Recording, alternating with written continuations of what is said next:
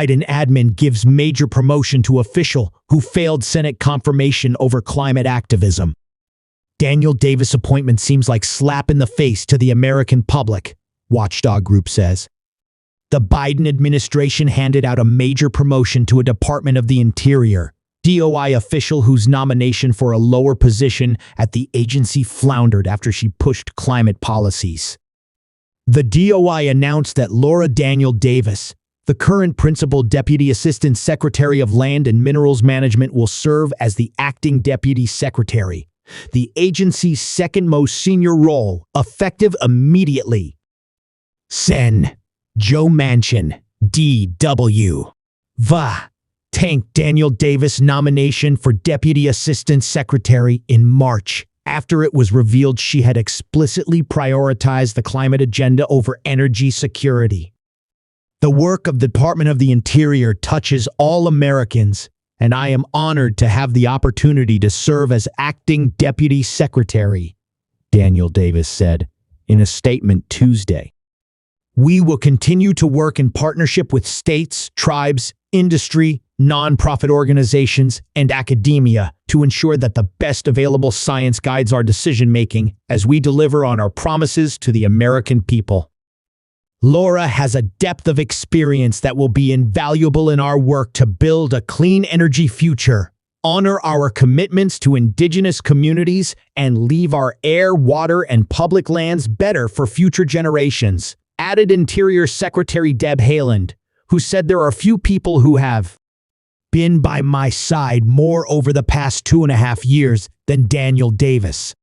Daniel Davis, who was named Principal Deputy Assistant Secretary in January 2021, previously served in a leadership position for the National Wildlife Federation, NWF, a group that has advocated for far-left climate policies. She also served at the DOI in both the Clinton and Obama administrations, and she advised on energy policy for former Democrat Colorado Rep. Mark Udall. She will replace outgoing Interior Deputy Secretary Tommy Boudreaux, who was confirmed to the position in a bipartisan Senate vote in June 2021.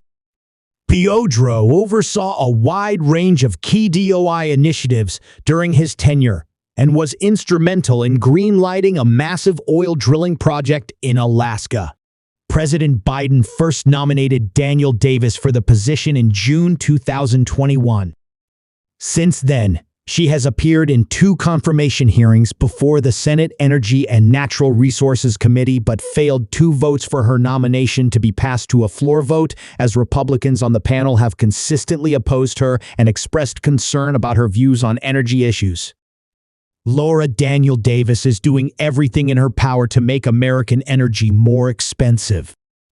During her tenure as Principal Deputy Assistant Secretary for Land and Minerals Management, she has undermined our nation's energy and mineral security. She has continually blocked access to important minerals and restricted oil and gas leasing on federal lands. She is totally opposed to unleashing American Energy and Natural Resources Committee Ranking Member Sen. John Barroso, RYO, told Fox News Digital in a statement on Tuesday, "This extreme agenda is the reason that the Energy and Natural Resources Committee twice refused to confirm her nomination. Promoting her to an even more influential position only shows the Biden administration's blind devotion to a radical, anti-American energy agenda," he continued. The White House then announced on Jan. 23 that it would again send the nomination to the Senate.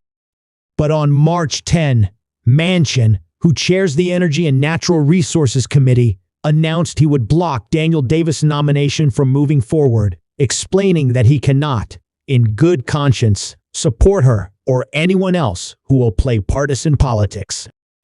Manchin's announcement came in response to a leaked Bureau of Ocean Energy Management memo addressed to Daniel Davis, showing that the agency projected energy security would be bolstered if the administration charged lower royalty rates for an offshore oil and gas lease in Alaska.